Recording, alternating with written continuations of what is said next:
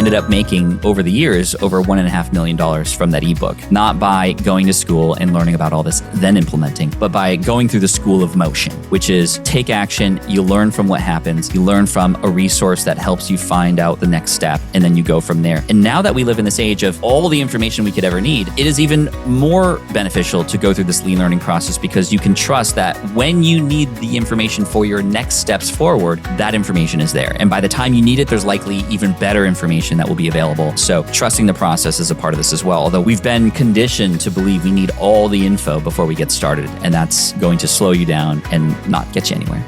Welcome to Leadership, the podcast where leadership meets real-world insights. In each episode, you can eavesdrop on exclusive conversations with top thought leaders, best-selling authors, and experts in leadership, communication, relationships, culture, and everything else that shapes your effectiveness in the workplace and in your personal life.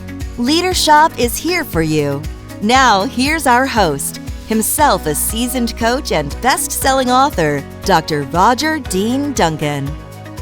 Hello, everyone. Thanks for joining us here at the Leadership Podcast. I hope you're ready for something special.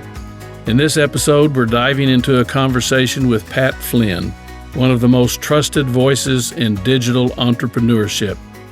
Pat is a best-selling author, a popular keynote speaker, and the host of multiple top-ranking podcasts, including the Smart Passive Income podcast that's garnered many tens of millions of downloads.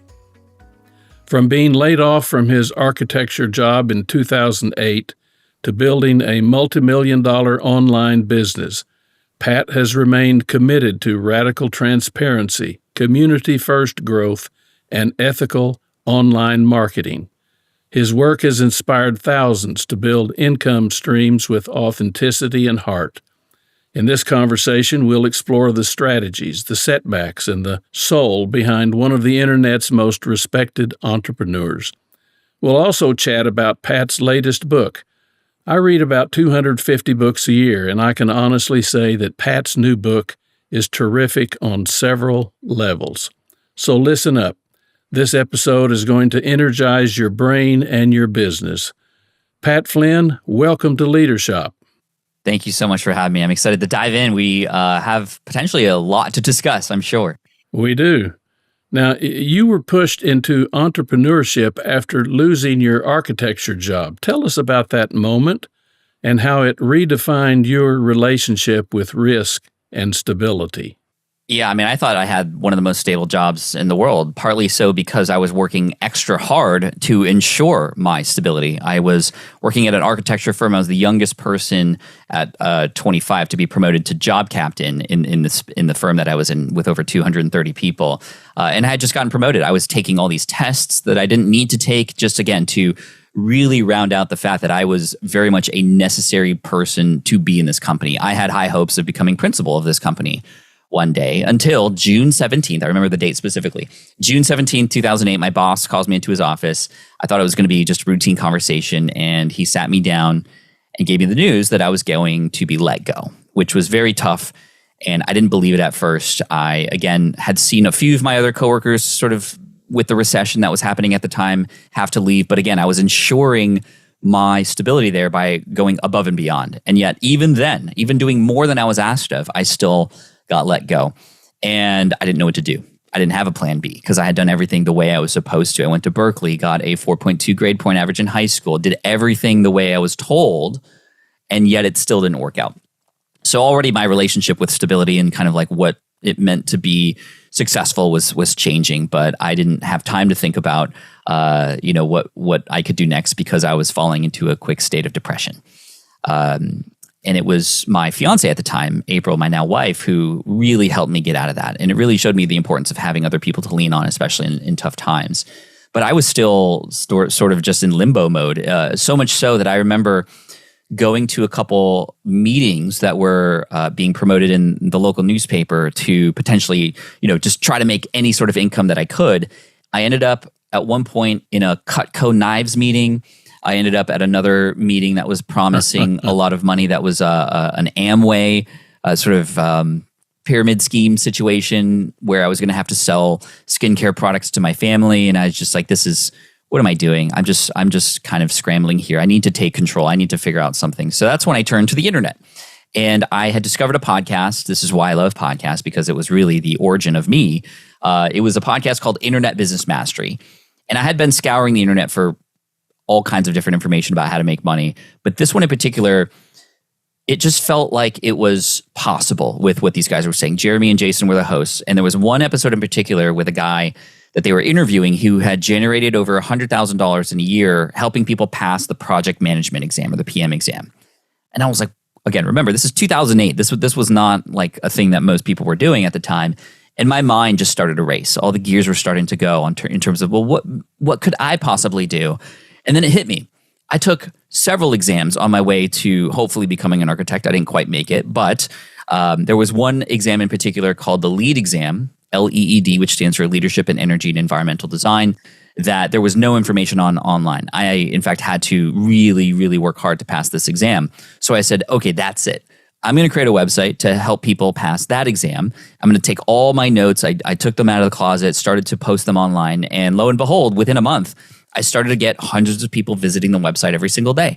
I didn't know how this was going to turn into a business, but I was taught if you have an audience, you could potentially monetize it if you serve them well. And I ended up going to an in-person meeting, which was very hard for me to do because I was very shy and I didn't really I was an introvert. But it was a meeting with other members of this Internet Business Mastery community in San Diego. And we were all kind of going around talking about what we were doing. And I felt like a fish out of water. I didn't have anything other than this website. But when I started to share what I was doing, all of them got so excited. They said, Pat, you have the opportunity to create something amazing here. What you need to do is you need to create a product. You need to sell it to this audience that you've built. And I was like, well, it's just 100 or so people a day coming to the website. And they're like, that's 100 people. Yeah. Like 100 human beings. Like if you could even sell a guide to 5 of them per day, that's 150 per month. Like imagine what that would do for you. And I started to get really excited. And then I started to talk myself out of it, just like I always did with things like this that were new and scary. Who am I to create a business of my own? I'm not the expert at this exam. Why would people listen to me? Why would people buy from somebody they don't know about? Again, all these demons in my head that were coming across. But I ended up in a month publishing a study guide. In October of 2008, I had generated $7,905.88 from a $19 ebook. And it changed my life. The next month I had made $9,000, $11,000 the next month, all the way till May 2009, I had made $30,000 in a single month just from a digital PDF file with notes about an exam. And it changed everything for me. It really showed me what was possible.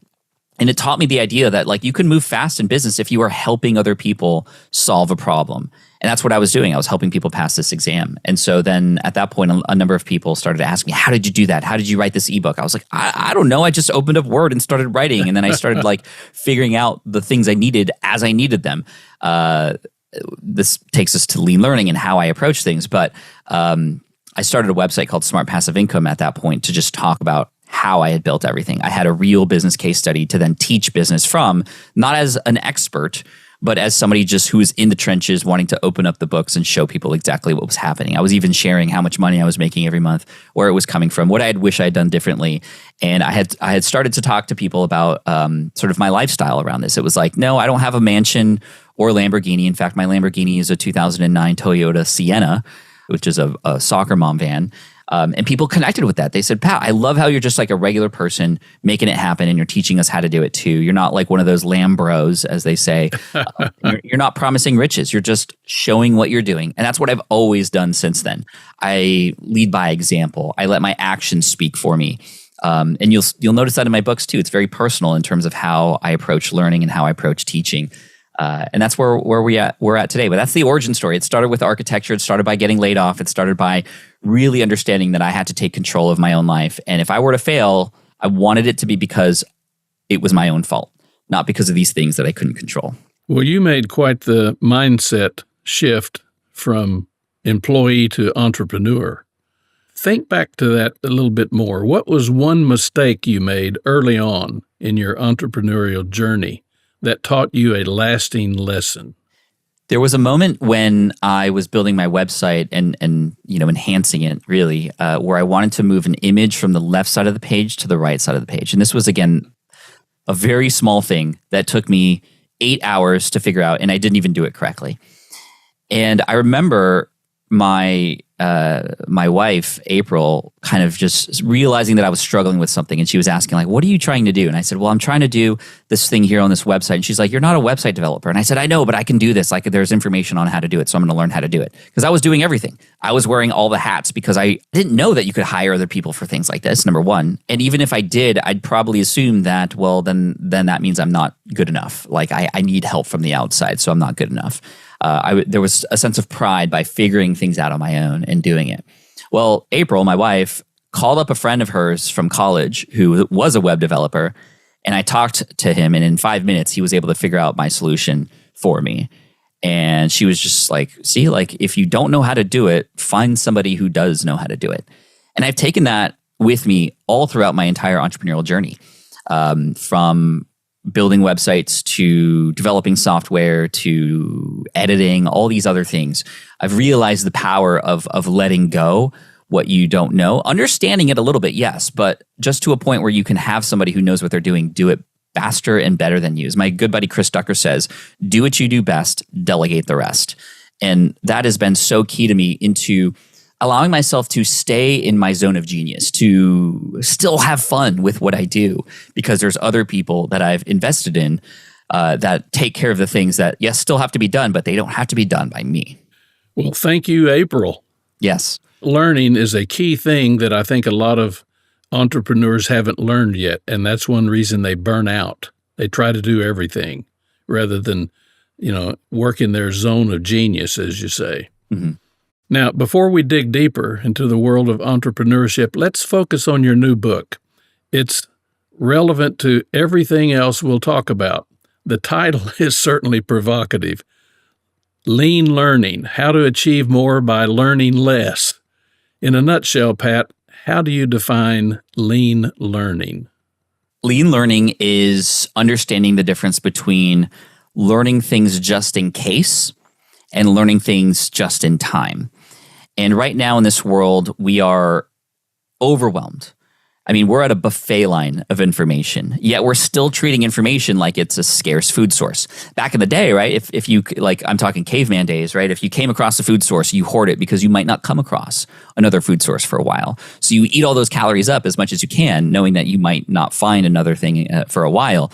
And we treat information in the same way. When we find it, when it comes across our feed, when we see it at the bookstore, whatever, we want to consume it all because we were trained from school early on that the more you know, the better. And that just has become a part of like human existence. It feels like the more you know, the better. But that's because we didn't have access to everything before. Now, it is not much of a utility just to know things anymore because those things we can find in an instant. In fact, even with AI now, those things are presented to us in a way that are almost, publishable in many cases. Right. I have very, very specific thoughts about AI and its use, and especially as a publisher and stuff, and books getting ripped off and whatnot. That's not a good thing, but there are good use cases for AI. But all that to be said, information is plentiful now. Not only are we stuffing our plates full in this buffet line of information, we're getting force-fed stuff that we don't even know we need. So, of course, very similar to food. As a result, we are lethargic. We are foggy. We feel like we're even further behind, even though we have literally access to everything we could ever need, right? So success no longer is just having access to or knowing information. The know-it-all is no longer the successful person. The smartest kid in the class, because they can recall information, is no longer going to be the most utility person in the workforce or as a citizen. It is applying the right information at the right time in the right places. And that is what lean learning helps you how to do, right? It's being okay to say no to learn something in exchange for the commitments that you've already made and learning and going deeper with that. Lean learning is leaning out the things you don't need so that you can lean into the things that will help you get to where you want to go. Makes a world of sense, like a lot of things that people haven't thought of before. Now, you write about avoiding information overload by exercising what you call selective curiosity. Tell us a little bit about that. This is a common thing that I'm seeing among especially beginner entrepreneurs is there's this idea of over-inspiration we actually can get over-inspired. We think inspiration is great because it motivates us, but it can actually pull us in too many different directions where we, A, just go nowhere, and B, get tired because we're trying on the surface several different things and then going nowhere or getting nowhere with them because we're not going deep, like I said. So selective curiosity is understanding, A, what do you want? Where do you want to go? We need a North Star. We need an address to put in our navigation, or else we are kind of wandering aimlessly. However, from there, we need to find one resource to learn from at a time for the one next thing we need to do. And I'll give you, even going back to my story about architecture and starting that website for the LEAD exam, when I was writing this book, it really forced me to understand different moments in my life where I had applied this sort of learning. And this happened in 2008 when I wrote this book, because I didn't know how to write a book. In fact, I was, again, over-learning my way into that. My first inclination, in fact, after I got laid off and I was like, ooh, I want to be an entrepreneur, was I need to go to business school. Of course, I kind of gravitated toward what I was taught, which was you need to learn as much of this as possible before you apply. But I had moved back in with my parents. I was getting married. I had a reason to just try to figure it out now. So I didn't know how to write a book. I didn't know how to format a book. I didn't know how to sell it. But I did know that if I didn't have at least the words written down, nothing would happen. So I started with that. And I only allowed myself to learn about writing a book and putting it into Word right then. So in about 3 weeks' time, I was able to just, again, because I was narrowly focusing on this, get all the words onto this Word document. It was about 75 pages. Great. Now what do I need to do? Do I need to learn how to write a sales page? Do I need to learn how to, create a book cover? Yes, but not right now. The next step is I need to learn how to format this so it looks good and I can actually have people work in the book after they print it out. So that's what I did. And I found a YouTube video and it literally took 30 minutes to figure out how to format this the correct way. Again, going to the right resource at the right time for the right need. Then I need to know how to sell it online. Well, I had this website, like I said, but I never knew how do I put it online? Do I just put a link to it and then just ask people to pay me? No, I needed some sort of program that did this. So I asked around.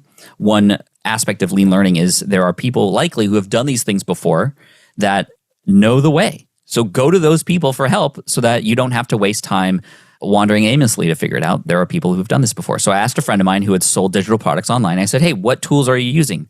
He gave me a tool called eJunkie, and that tool no longer exists, but it allows me to publish your PDF file and then get back a button that you could put on your website so that when people click on that button, they pay via PayPal and you get paid and that book gets automatically delivered. And I was like, oh gosh, this is exactly what I need. I got it done in 2 hours, got everything I needed, and now I needed to learn how to write a sales page. So again, my mind was like, oh, do I go to there are copywriting schools. Do I have to learn how to become a writer now? A question that has guided me all along this way is, if this were easy, what would it look like? This is a question that Tim Ferriss has made famous and has even guided me on a lot of my journey. If this were easy, what would it look like? And so I went to a person who told me about a book called Moonlighting on the Internet. It's by a man named Yannick Silver. And in this book, it's 250 pages of all the different kinds of ways, almost an encyclopedia of different ways to make money online back in 2008, from eBay to whatever. I didn't need any of that. All I needed was the appendix in the back of the book, which was a Mad Libs style sales page with blanks where I can just insert my product name, my product features, and my product benefits. And I took that template, used that, and that still is the template today. Now, 17 years later, that still continues to sell this ebook because that worked. And I ended up making, over the years, over $1.5 million from that ebook, not by going to school and learning about all this, then implementing, but by going through the school of motion, which is you take action, you learn from what happens, you learn from a resource that helps you find out the next step, and then you go from there. And now that we live in this age of all the information we could ever need, it is even more beneficial to go through this lean learning process, because you can trust that when you need the information for your next steps forward, that information is there. And by the time you need it, there's likely even better information that will be available, or more relevant or timely information. So trusting the process is a part of this as well. Although we've been conditioned to believe we need all the info before we get started. And that's going to slow you down and not get you anywhere. Well, your story reminds me of my grandfather, who was not educated formally, but very wise. He often said, yard by yard, it's hard, but inch by inch, it's a cinch. take something that looks overwhelming and do it piece by piece. Don't try to do it all at once. Do it piece by piece. It seems to me that selective curiosity plays a big role in that. Absolutely. I mean, going with where you are feeling energy, with where you are curious within that is really great. Even once you start to learn how a process works, you can take that same inch by inch mantra and apply it to mastery. And this is what I call micro mastery in the book, which I absolutely love. So a lot of people think that in order to get better, you just have to do the whole thing over and over and over again, right? But that's like, think about the way a conductor works with his or her band. It's not by just like, hey guys, let's get better by just playing this 100 times. You stop at a part where maybe there's some trouble. The trombones are having a hard time with this run. You silence the rest of the band and you focus on the trombones. And maybe the trombones, they do it one at a time to just try to nail down those little processes. Once you get that down, then you can move on to the next parts that are giving you trouble. And that's how you master something. So I had a friend, for example, who is an ultra marathon runner, have a friend, I should say. And he runs like 50 miles a day. I don't understand it. It's his thing. But in order to get better at it, because he competes at a very high level, he doesn't just run 50 miles a day and say, hey, well, I'll just do that and I'm going to get better. Yes, naturally you'll get better the more you do something. But for example, I caught him one day where he had hired a film crew to come to his homestead to film him running and in slow motion capture the moment that his heels hit the ground so he can understand the angle of attack and there was all these words that he was using that I didn't even understand. He was using math in a very micro fashion to make his stride a little bit better, like a fraction of a percentage better than what it was before. But when you think about it, over 50 miles and that many steps, that little fraction of improvement turns into a huge time improvement and energy saving improvement over time. And that is micromastery. And then once you understand that, you can then move on to the next small thing that you want to improve on that stacks on the next. I did the same thing when I was learning how to become a professional public speaker. As somebody who was once deathly afraid of taking the stage, I learned from the right resources. I hired a coach. I read one single book, Stand and Deliver by Dale Carnegie. And then I just started practicing by getting on real stages.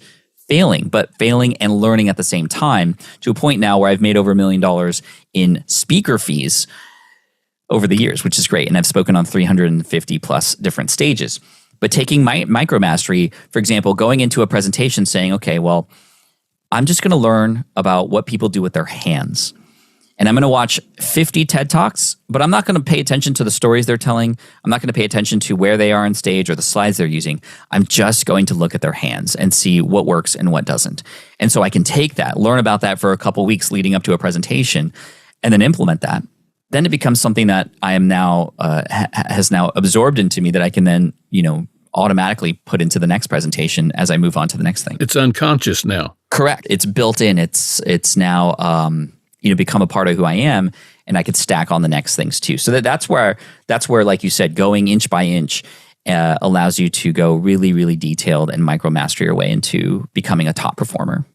Well, Pat, how do you evaluate which business ideas are worth pursuing?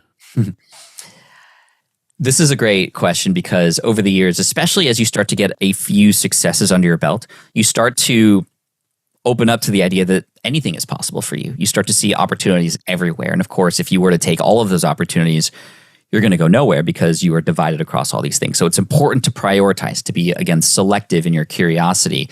So a big thing that I see with my students, who I teach entrepreneurship to a lot of beginners, is they either have no ideas at all, no idea where to start, or they have 100 ideas and they don't know where to start. And oftentimes the answer for those who have many ideas, and this is the answer for myself as well. Yes, you need to find out where you have energy and kind of what excites you. So that's a good filter. The other thing is like, where are the best business opportunities? Where are there people that are spending money in that space because you want to build a business around this as well? So that's another important factor. But two things come into play here when it comes to selecting which should be the priority. Number one is a thought experiment called the DeLorean exercise. The DeLorean is a car that was made famous in a movie called Back to the Future, which it became a time machine, right? So you could travel into the future in this DeLorean. And that's your favorite movie? My all-time favorite movie. I mean, I even have like memorabilia back here behind me, and I have a extensive Back to the Future collection. But the thought experiment is this: if you have trouble deciding between a few different things, go into your metaphorical DeLorean, travel 1 year into the future, assume that everything worked out perfectly with that idea, and then examine life. What's happening with you in that point? What's your day like? Who are you speaking with? What are your roles? What are you excited about in this future where if you chose option A, it is working out? Come back to today and then do that with option B, option C. Again, don't worry about how you got to that successful moment and how everything worked out. It just is working out. And what's really interesting is when I run this thought experiment with a lot of people, they find that even when a certain scenario works out the way that it would hopefully work out if they were to go down that path, they're still not happy. They're still not in a life that they want to be. They're still not doing the things that would light them up, which enables us to then immediately remove that from an option, which provides clarity. And that's what we're trying to do here. We're trying to filter out these things that may not actually be where we want to go. A lot of people climb the ladder, but it's the wrong ladder. We don't want to do that. We would rather make those decisions now through this thought experiment. And that works really, really well. Oftentimes, what I'll find with when I'm running this with students is they'll find a scenario that they just get so excited about. They're like, that's where I want to be. And painting a picture of your future casting, if you call it that, is an amazing exercise to help motivate you and determine what your North Star is. That then reverse engineering that allows you to find out what your next step should be and how to get there from point A to point Z or wherever that is. The other exercise that works really well when it comes to deciding, because people often just have like, well, I have these 3 ideas and I can't choose which one. Of course, every day that goes by that you're not deciding is a day that goes by that you're not taking action on any one of those ideas and making progress. So honestly, throwing a dart has literally become the strategy. Putting those 3 things up and just like using a random name selector or like the wheelofnames.com to just put those options on there and have it randomly select one so that something can make a decision for you to move forward. That's going to be more beneficial than you just kind of playing this game with yourself of, oh, maybe this or maybe that, and then going nowhere. So like the big lesson here is just choose something and have the actions that you take then help determine the direction from there, because you might go in a completely different direction, but only because you took an action today. And that's better than taking no direction at all. And as I often say, like the mistakes that you feel like will derail you actually become the guardrails that you can now work within. And so get to those mistakes faster, fail faster, as they often say. Right. Your change initiative has the budget. The strategy looks solid, and everyone's nodding along in the meetings, but for some reason, it's going nowhere. Dr. Roger Dean Duncan knows why. After 40 years in the trenches with top business leaders, he knows that change fails when organizations lack the right foundations: trust, accountability, and real communication. Dr. Duncan's free 10-minute assessment shows you exactly where your organization stands. Answer a few straightforward questions that reveal your true change readiness level. Don't waste months discovering the hard way.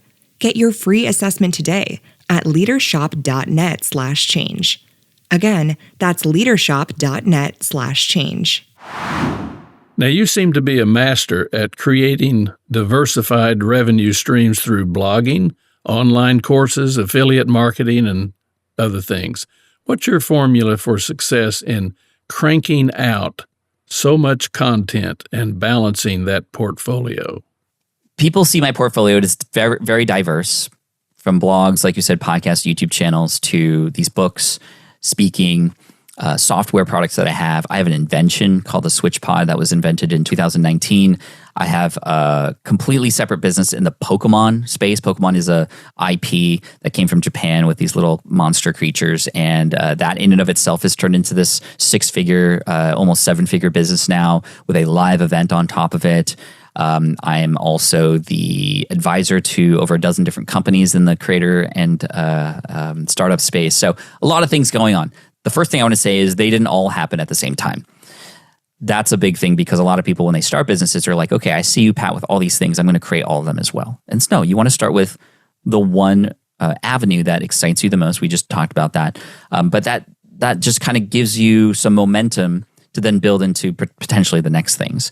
But as far as like balancing them all out, a lot of it has to do with what is exciting to me right now, or finding the fun within those things.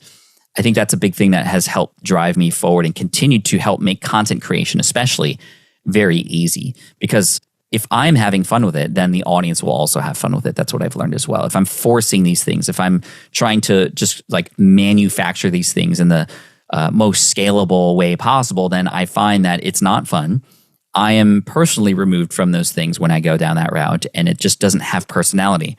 And then it becomes something that AI could create, that anybody could create. So why would people listen to me or follow me when it's just stuff that they can get elsewhere?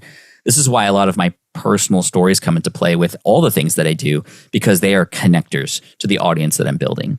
And the way to revenue is to reverse engineer what is going to get A, time and attention from people, but B, get people to invest in you and or your product to solve a problem or to make something more convenient. That's really what it's about. You need a way to capture attention, but you need that to lead to something that then solves a problem for people. And that has always been the formula.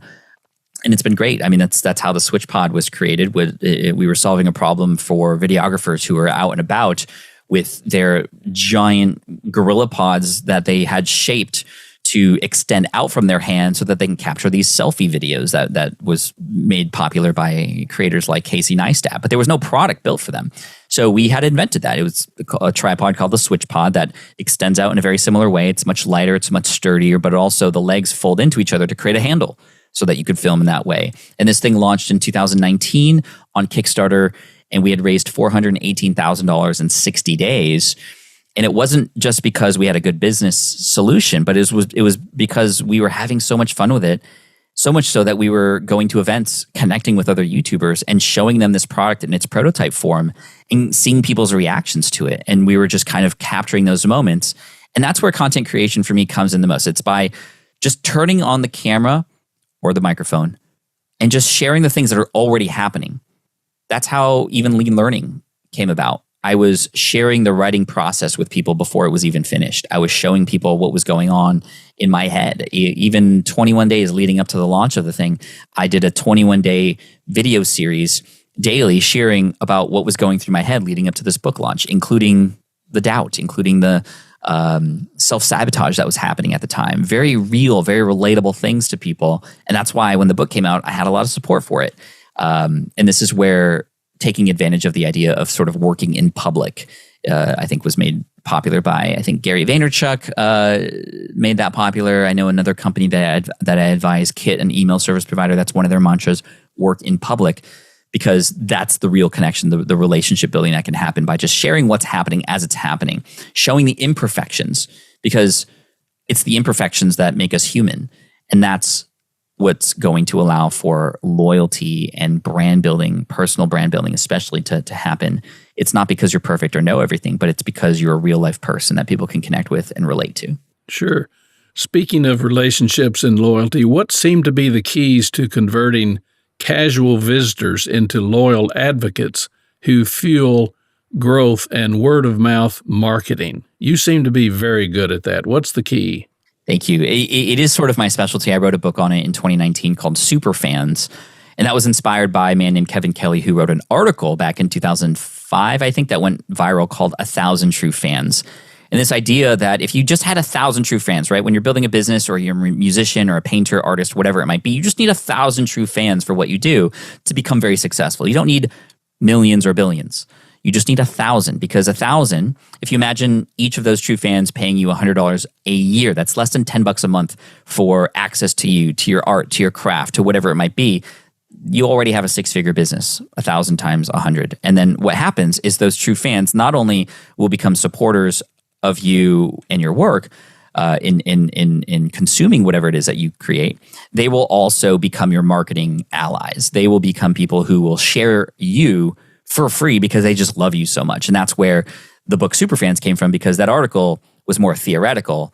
The book this is how you get people from finding you and discovering you for the first time to then becoming superfans who will do nothing but rave about you and promote you and support you. And what's cool is when they bring new people in, they're coming in already warm because they're coming in from a recommendation, not from like a cold advertisement or call or anything like that. So there is a method to the madness. There is a pathway to super fandom from becoming a casual audience member at first. But to roughly kind of share the process, if you imagine like a pyramid, divided into 4 different sections. The bottom one, the base of the pyramid, is going to be your largest section. That's going to be your casual audience. If you're building any brand, any business, most people fit into the casual audience sector because these are people who come across you randomly, maybe through a search, maybe through a link from another person. They don't know who you are yet. They've come to your business because you have a solution that can potentially solve their problem, or there's just some interest there. Again, they're not connected to you yet. But the job is to then connect those casual audience members to then become active audience members. That's where they then become a subscriber or a follower or even a customer at that point. The customer is not the end. The customer is oftentimes the beginning of what can then become a super fan. So how do you go from casual audience to active audience? It is providing small, quick wins. This is a very big thing that you can do. If you were able to help a person get a result that they weren't able to get elsewhere in 15 minutes or less, I mean, they're going to subscribe because that reptilian part of their brain activates and they want to come back for more reward from you. And this is why sharing really valuable information for free on different platforms is great because it triggers that and it helps people want to come back for more. Another thing you can do is connect with people on a personal level. This is why, and we've spoken about this a little bit already, sharing bits and pieces of who you are as a human being. This is why Back to the Future has become an important part of my brand, because not just like other Back to the Future fans, but it's just a fun fact about me that now when you see Back to the Future somewhere, you might think of Pat Flynn. You might think of me. And that's actually what's happening. In 2015, that was a big year for me because that was the 30-year anniversary of Back to the Future. And I got hundreds of messages every single day from all the media that was happening. People were saying, Pat, did you see this? Did you know that this was happening? Did you know that there's a Broadway show coming? All this stuff. People were reminded of me because of what they knew about me. Not because of necessarily the business I had, but because of who I was as a human being. So that's why and there's a line, of course, that's different for everybody, but I do talk about my family, and a lot of my audience knows because they were there with me when my son was born, and then when my daughter was born. They've come on the show a couple times. They know who they are, my wife as well. And so building this real relationship with people has become key. The other thing is just knowing who your audience is and the language they speak. That helps activate members of your casual audience. It was, I think, Jay Abraham who said, very famous old school marketer, who said, if you can define the problem better than your target customer, they're going to automatically assume you have the solution. So if you understand not just the problems that your target audience has, but the literal words that they use to describe those problems, all you have to do is use those words in your marketing, and your audience will go, oh my gosh, you get me. You're somebody who understands what I'm going through. You must have the solution. Tell me more, right? That's how you activate people. Now, the next step is to go from active audience to connected community. You want people to feel like they're a part of something that has other people like them within it. This is why community building is important. We have a large community at SPI where we teach other entrepreneurs, and it's not just us teaching, they teach each other. They are able to hold each other accountable. They're able to see and get motivated by other people who are in the trenches with them. And this is where you get to a point where you could start to build a fandom. They often will come with their own name. If you know a lot of musicians have names for their fans. In fact, in K-pop, Korean pop culture, for music groups, they literally create names for their fans. For example, there's a group called the Stray Kids whose fandom name is the Stays. And if you go to a concert, you know that there's going to be other Stays there. If you see somebody wearing merch that has one of their little like dolls or something in it, you'll be like, hey, are you a fellow Stay? And now you immediately have this connection, even though you don't know who this person is, because you've created this culture around this brand, right? These words and these phrases, these logos, these names that can be identifiers amongst each other. Because when you think about it from a human level, all we want to do is feel like we belong to something. We want to find our people, and you as the creator or the business owner can create and facilitate moments where your people can find each other. Oftentimes when I go speak and do keynotes at different places, I'll rent out like a coffee shop or a pizza joint or something and just invite fans over to come meet each other. And I remember one of the first times I did that in 2013, I had rented out this pizza joint, and it was such a fun night. I go around, try to meet everybody. It feels like a wedding sometimes, just kind of like making sure I say hello to everybody. Yeah. And at the end of the night, when we were all walking back to the hotel, I saw a woman who I hadn't seen all night. And I felt bad because I was like, oh no, this person came here for me and I didn't get a chance to talk to them. So I'll kind of run up and talk to this person as we walk back to the hotel. And when I ended up speaking to her, she's like, Pat, I don't want you to take offense to this, but I didn't come here to see you. And I was like, wait, what do you mean? I created this event that you're a fan of SPI. And she's like, yeah, I hear your voice every day on your podcast, but I never get a chance to meet other people who are doing the same things I am. And you've allowed for that to happen tonight. I met so many new people and friends. I've exchanged numbers and business cards. Like, thank you for doing this. Like, I hope you're not mad that I said that. And I was like, no, this is actually a huge realization for me that I'm not doing this for me. I'm doing this to help you all find each other.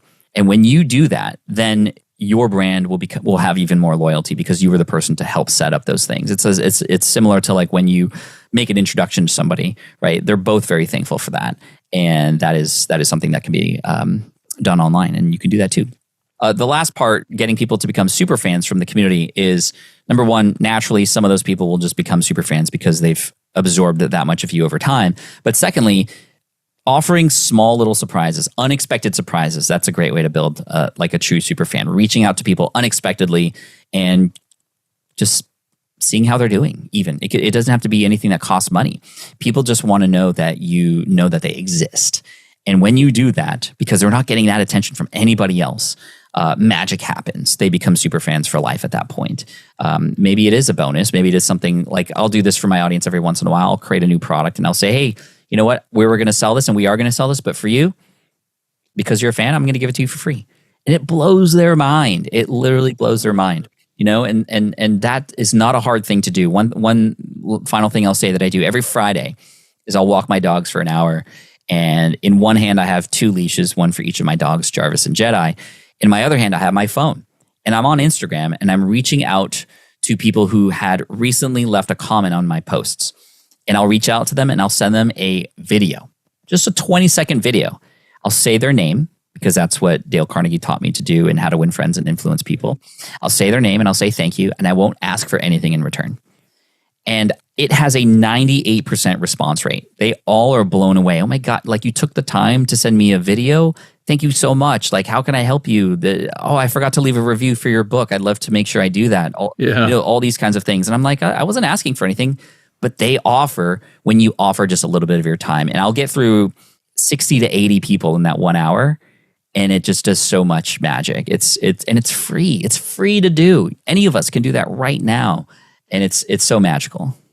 Well, now, Pat, you are known to be a devoted family man. How do you ensure that your business goals stay aligned with your family values? Communication. I talk to my wife about what's going on and what her goals are and what she wants to do, as well as my kids now that they're a little bit older. In fact, the kids are getting more involved in the business. And, even from an early young age, I've always told them what I was doing and why. Because when I grew up, my dad, he worked in the military or he was a civilian, but worked for the Navy and was an electrical engineer. And he would often leave for large periods of time. And he wasn't allowed to tell me why. You know, he was working on top secret stuff. So I understand that. But I always associated work with something that took my father or my mom away from me. I wanted it to be the opposite. I wanted work to be something that brought us together. And so getting them involved, even at a young age, bringing them into the podcast studio to record their voice and hear it played back and use the funny voice changers and all these things to get them excited and interested in what I'm doing. Like, push the buttons, let's mess it all up and see what happens kind of thing. Versus like, no, don't touch that. Like, you're not allowed to be in here, that kind of thing, which is the opposite of what I wanted. When I would leave for events, I'd tell them who I was speaking to, what I was going to talk about. I'd actually show them the keynotes that I was doing, even at 5 and 6 years old. They had no idea what I was talking about, but they knew that I was there to help people. And instilling that value in them at an early age was very, very important. That you can sell and serve at the same time. That you can have everything in life you want so long as you help other people get what they want, which is a Zig Ziglar quote that my son rolls his eyes now when I say it. But he knows it and he understands it. And I keep bringing it up. If something amazing happens, like if we're at Disneyland or something, and somebody goes out of their way to help us do something there. I don't have a specific example, but like something nice will happen to us. I'll go over to my son. I'll say, son, I told you, you can have anything in life you want, so long because I once helped that person get something. And he's like, I know, Dad, but you know what? He's getting those values, and it's getting put into them not by just words, but by example. Absolutely. The other thing is, from an early age, my wife and I both, we would not ask them how school was. We not ask them how their day went. We would ask them after school, what's something that you learned that you could teach us? To empower them to understand that even at a young age, they could teach us something. You'd see their eyes light up. you'd see them get really excited about teaching. And I think that learning happens when you teach. Discovery and excitement happens when you teach. And of course, when you're building a business, helping others is really what it's all about. So we've always tried to instill that at a very young age to them. That underscores the value of smart questions. Absolutely. Now, Pat, how do you deal with entrepreneurial guilt, the tension between ambition and presence with family? Sounds like you do a good job. What other keys can you share with us? It wasn't always easy. There was a lot of that guilt up front. In fact, again, to thank my wife, April, early on in my business career, before we even had kids, as I was starting my architecture website, there was a moment in time where the website was all I was thinking about.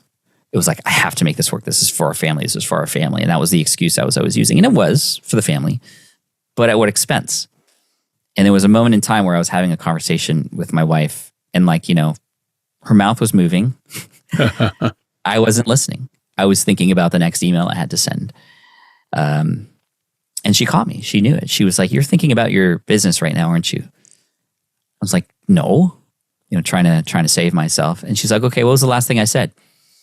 And I said, well, you said you're thinking about your business, aren't you? She was like, no, not that, before that. And I got in trouble. I slept on the couch that night. But it taught me a valuable lesson that presence with family should not be compromised for success in business, because then what's the point?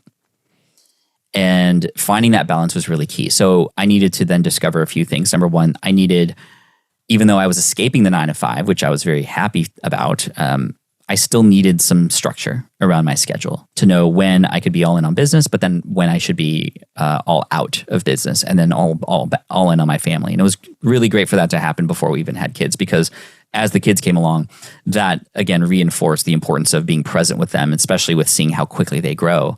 You could blink and miss something. So structure around schedule was really key. And I know that also personally for me, I needed a physical space to separate myself in so that mentally I could check in, but also mentally check out of business. So for a while, that was the corner of a 1-bedroom apartment in a little nook. Then it became an office in our first home, and then now this office here in our second home. So again, having a physical space for me to check in and check out of has been really key with being able to separate that. But it hasn't always been perfect. And it's been communication with those who are important with me, around me, to help me get back on paths that I need to. I couldn't have done this all by myself, that's for sure. Well, I think you realize you are a blessed man to have a wife like April. Very much so. And she's the unsung hero. She doesn't get likes and subscribes and hearts for any of this stuff. Right. So any chance I can to credit her, I will. Of course. So finally, Pat, let's rewind to that day years ago when a younger and less seasoned Pat Flynn suddenly lost his architecture job. What one piece of advice would you give to that Pat Flynn, and would he have listened? The one piece of advice I would give, and I wish I could go back to even high school and give myself this advice, is meet and befriend as many people as you can. Don't be afraid to build new relationships. I was always the person in the back of the class who never raised his hand. I was always afraid to go and talk to people. I would make up excuses like, oh, well, they probably don't want to talk to me, or I'm just interrupting, or, maybe I'll do it later.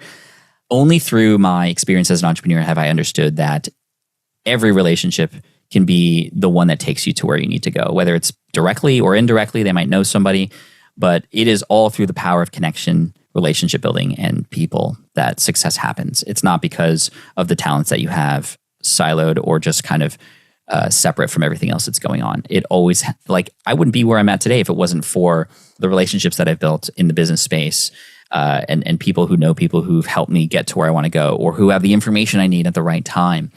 Would I have listened to myself? Probably not, because I was so self-conscious about so much that it took getting forced to figure all this out, which again, if I hadn't gotten laid off, I would probably still be an architect. Guaranteed I still would be.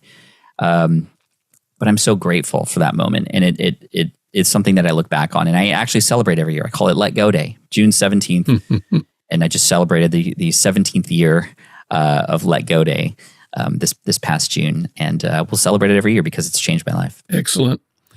Well, thank you so much, Pat. This conversation has been everything I'd hoped it would be. It's been a pleasure having you as our guest on Leadership.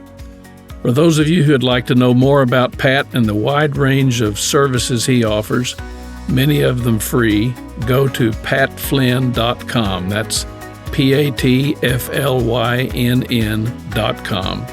And be sure to check out his new book, Lean Learning. To grab a free copy of my book, Change Friendly Leadership, go to changefriendly.com. That's changefriendly.com. In other episodes of Leadership, I share my exclusive conversations with top thought leaders who offer smart tips to boost your effectiveness in both your professional and personal life. My guests include superstars like Stephen M.R. Covey, Liz Wiseman, Doug Conant, Dory Clark, Heather Younger, Marshall Goldsmith, Bill George, Jessica Chind, Guy Kawasaki, Dana Perino, Amy Edmondson, David Ulrich, and many others who have insightful things to say that can help you turn ideas into breakthroughs. Be sure to subscribe to our podcast so you can stay informed on what's coming your way. Trust me, folks, you don't want to miss any of our episodes. When you subscribe, you'll also receive regular doses of high-value written content. Thanks again for joining us. Until next time, stay safe, be happy, and spread good cheer wherever you go. For Leadership, I'm Roger Dean Duncan.